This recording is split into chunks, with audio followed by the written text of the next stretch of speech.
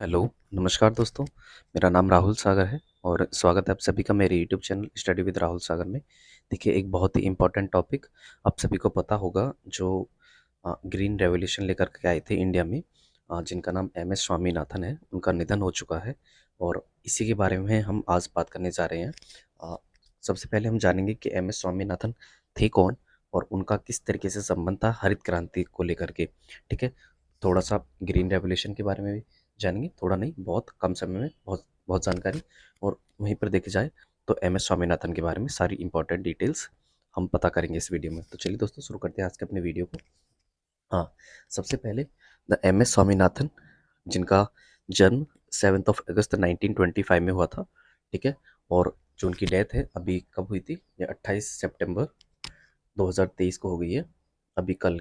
ठीक है, तो 28 सितंबर 2023 को इनकी डेथ हो गई है और 7 अगस्त 1925 में इनका जन्म हुआ था। ये 98 साल की एज में इनका देहांत हो गया है।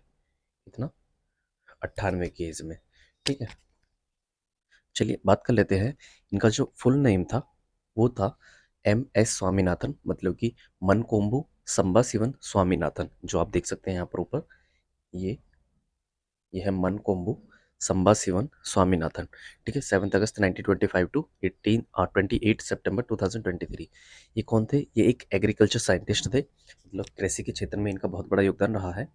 फूड सिक्योरिटी को लेकर के जिस तरीके से भारत को इन्होंने अपने बलबूते पर खड़ा होना सिखाया है, उसमें इनका बहुत बड़ा योगदान है।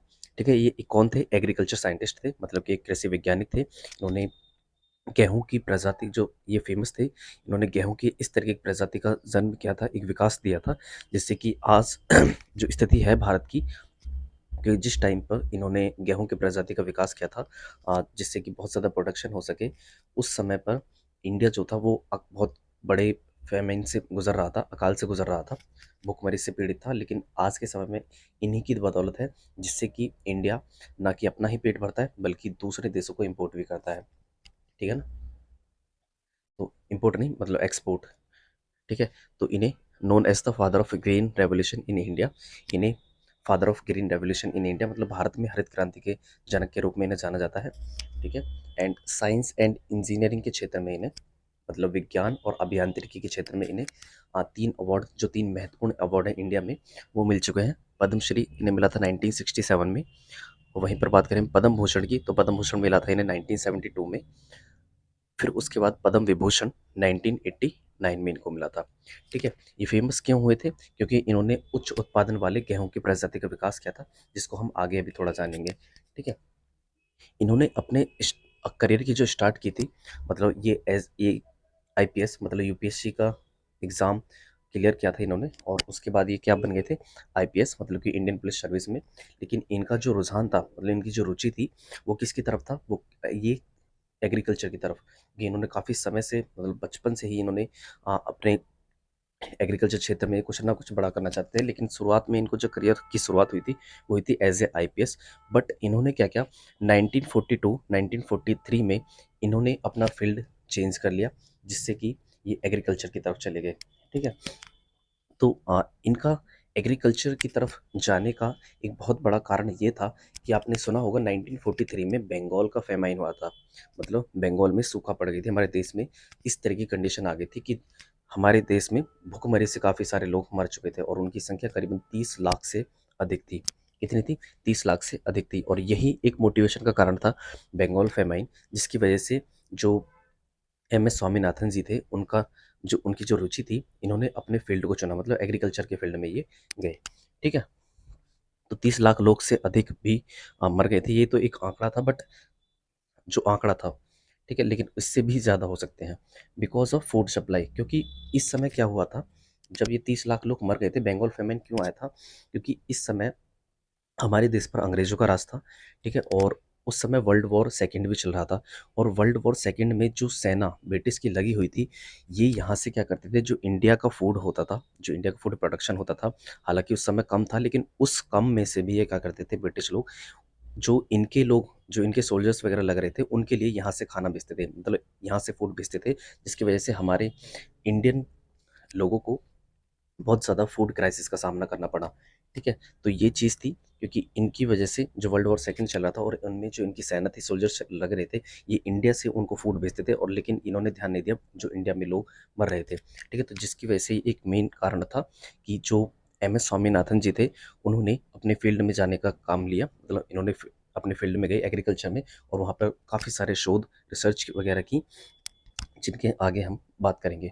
ठीक है, फिर इन्होंने क्या किया, 1952 में इन्हें क्या मिल गई, पीएचडी करने के लिए क्या किया, इन्होंने कैम्ब्रिज एग्रीकल्चर कॉलेज में इन्होंने क्या मिल गया, एडमिशन मिल गया, मतलब वहाँ पर इनको ये कैम्ब्रिज यूनिवर्सिटी से, मतलब कैम्ब्रिज मतलब इंग्लैंड में पड़ता है, वहाँ के एग्रीकल्चर कॉलेज में इन्होंने पीएचडी धारण की। फिर उसके बाद इन्होंने डिसाइड कर लिया कि अब मुझे क्या है, अब मैं एग्रीकल्चर में ही बहुत मतलब रिसर्चेज वगैरह करूँगा, और अब इन्होंने एज ए करियर इन्होंने एग्रीकल्चर को चूज़ कर लिया। ठीक है, फिर क्या हुआ, इन्होंने पढ़ाई के साथ साथ 1949 टू 1950 में नीदरलैंड यूनिवर्सिटी जेनेटिक्स डिपार्टमेंट में इन्होंने काम किया था। मतलब उसी दौरान पीएचडी करने के साथ साथ 1949 1950 में क्या किया, इन्होंने पढ़ाई के साथ साथ कुछ काम भी किए थे, जिसमें हाँ, पहला था 1949 टू 1950 में क्या था, नीदरलैंड की यूनिवर्सिटी में, जो नीदरलैंड यूनिवर्सिटी थी, वहाँ की जेनेटिक्स डिपार्टमेंट में इन्होंने काम किया। फिर उसके बाद 1950 टू 1953 में विस्कॉन्सिन यूनिवर्सिटी में, जो अमेरिका में लोकेटेड है, वहाँ पर इन्होंने एज ए रिसर्च एसोसिएट, कहाँ पर, जेनेटिक्स डिपार्टमेंट में ही काम किया। ठीक है, फिर उसके बाद जो 1965 है, 1965 में इसी दौरान क्या किया, इन्होंने काफ़ी सारी चीज़ों पर इनकी रिसर्च चल रही थी। इन सभी चीज़ों के बाद जब ये रिसर्च करने के लायक हो गए थे, मतलब पीएचडी वगैरह करने के बाद ये, तो इन्होंने फिर उसके बाद क्या किया, सबसे पहले इनका जो रिसर्च था वो आलू पर था, मतलब पोटैटो पर था। ठीक है, फिर उसके बाद इनका जो रिसर्च चल रहा था वो चावल पर था। फिर उसके बाद धीरे धीरे क्या आया, ये गेहूं पर रिसर्च करने लगे।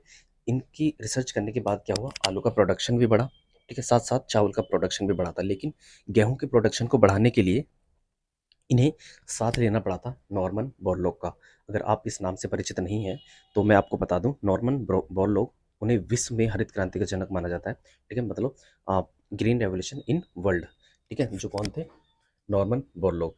तो इन्होंने क्या किया, जो MS स्वामीनाथन जी थे, जान लेते हैं हम सबसे पहले ग्रीन रेवोल्यूशन की। मैं एक छोटी सी इन्फॉर्मेशन, मतलब जो नॉर्मन बोरलॉग थे, उन्होंने अ, विश्व में विश्व में हरित क्रांति का जनक माना जाता है। इन्होंने काफ़ी सारा अपना योगदान दिया था, मतलब बहुत ज़्यादा महत्वपूर्ण योगदान दिया था इन्होंने हरित क्रांति के जनक में। जो नॉर्मन बोरलॉग थे, इनके पास क्या था, जो नॉर्मन बोरलॉग थे, इनके पास कुछ एक ऐसी गेहूँ की प्रजाति थी, मतलब ऐसी जीन थी, जिससे गेहूँ का प्रोडक्शन बहुत बड़ी मात्रा में किया जा सकता था। तो इसी चीज़ को लेकर के जो हमारे MS स्वामीनाथन जी थे, इन्होंने साथ लिया नॉर्मन बोरलॉग का। ठीक है, गेहूँ के लिए मदद ली इन्होंने। चावल का प्रोडक्शन उस समय पर सही चल रहा था, उस समय पर चावल का जो प्रोडक्शन था वो सही था, आलू का प्रोडक्शन भी सही हो गया था, लेकिन इन्होंने गेहूँ के लिए जो मदद ली थी, वो ली थी नॉर्मन बोरलॉग की, और नॉर्मन बोरलॉग से इन्होंने एक जीन ली थी, जो मेक्सिको में उस समय पर वर्क कर रहे थे। ठीक है, मेक्सिको की ही एक गेहूं की प्रजाति थी जिस पर वो वर्क कर रहे थे, और उन्होंने इस जीन को क्या था, नॉरिन ड्वार्फिंग जीन। ठीक है, इस जीन को लिया नॉर्मन बोरलॉग से, और वहाँ पर जो पंजाब के डोमेस्टिक आप सीड्स थे, उनमें मिलाकर के इस प्रजाति का विकास किया था। किसका, नॉरिन ड्वार्फिंग जीन को मिलाकर के पंजाब के जो डोमेस्टिक बीज थे, जो डोमेस्टिक सीड्स थे, उनमें मिलाकर के इस प्रजाति का विकास किया। और जब 1967 टू 1968 से, जो 1977 एंड 1978 में जो ग्रीन रेवोल्यूशन जब स्टार्ट हुआ था, तो उसका जो फोकस एरिया थे, उस समय जो फोकस्ड एरिया थे वो थे पंजाब, हरियाणा और उत्तर प्रदेश। इन एरियाज में इन्होंने क्या किया, गेहूँ का मतलब जो अलग से जो जीन इन्होंने प्राप्त किया था, इन सभी के जो डोमेस्टिक गेहूँ थे, मतलब जो डोमेस्टिक सीड्स थे गेहूँ के, उनमें मिलाकर के जो गेहूँ के प्रोडक्शन को बढ़ाने के लिए इन्होंने ग्रीन रेवोल्यूशन स्टार्ट किया। ठीक है, फिर इन्होंने जो ग्रीन रेवोल्यूशन था, इसका एक ही मतलब था कि खेती में, मतलब फार्मिंग में मॉडर्न टेक्नोलॉजी का इस्तेमाल हो, और एग्रीकल्चर मेथड्स को अडॉप्ट किया। वो जो मॉडर्न टेक्नोलॉजी थी और जो एग्रीकल्चर मेथड्स थे, वो कौन कौन से थे, एक तो हाई यील्डिंग वैरायटी सीड्स, मतलब जो ज़्यादा मात्रा में उत्पादन करते हो। ठीक है, tractors, irrigation process, pesticides and fertilisers. ठीक है, तो ये सारी चीज़ें थी जिनको लेकर के ग्रीन रेवोल्यूशन कहा जाता है। ग्रीन रेवोल्यूशन मतलब कि मॉडर्न टेक्नोलॉजी को अडॉप्ट करना, एग्रीकल्चर मेथड्स को अडॉप्ट करना, जो नए नए मेथड्स थे, ठीक है। उसके बाद क्या हुआ, उसी उसी के तहत इन्होंने हाई यील्डिंग वैरायटी सीड्स का प्रयोग किया और ट्रैक्टर्स का यूज़ किया, इरिगेशंस का यूज़ किया और पेस्टिसाइड्स एंड एग्री फर्टिलाइजर्स, ठीक है, इनका यूज़ करके क्या हुआ, जिससे कि इंडिया जैसा देश अब जो 1943 के दौरान भूखमरी से पीड़ित हो रहा था, उस समय क्या हुआ, ये जो ये 19 1967 से ही लेकर के 2004 के टाइम में, मतलब 2004 के बीच में ये जो प्रोडक्शन हुआ था, इन्हीं सभी चीज़ों की वजह से वो 3 गुना बढ़ गया था।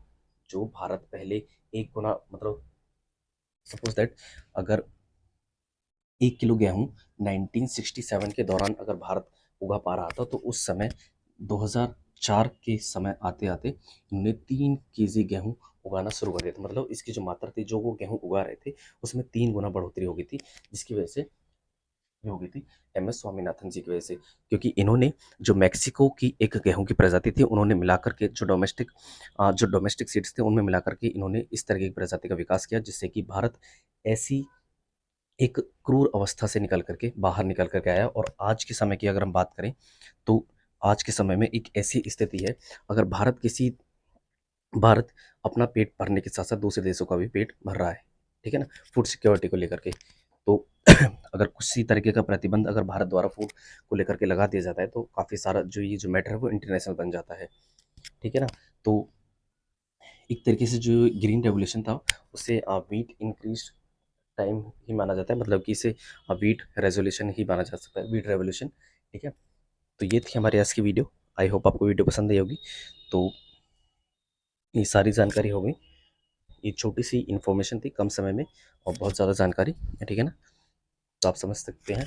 तो दोस्तों यही थी हमारे आज की वीडियो। आई होप आपको वीडियो पसंद आई होगी। अगर वीडियो पसंद आई तो प्लीज़ वीडियो को लाइक कर दीजिए और शेयर कर दीजिए, और हमारे चैनल को सब्सक्राइब कर लीजिए, और हो सके तो हमारी वीडियोस को लाइक कर दीजिए, क्योंकि ये थोड़ा समय लेती हैं वीडियोस एक जानकारी इकट्ठा करने में, ठीक है दोस्तों। तो चलिए लेते हैं अब हम आपसे विदा। Thanks for watching.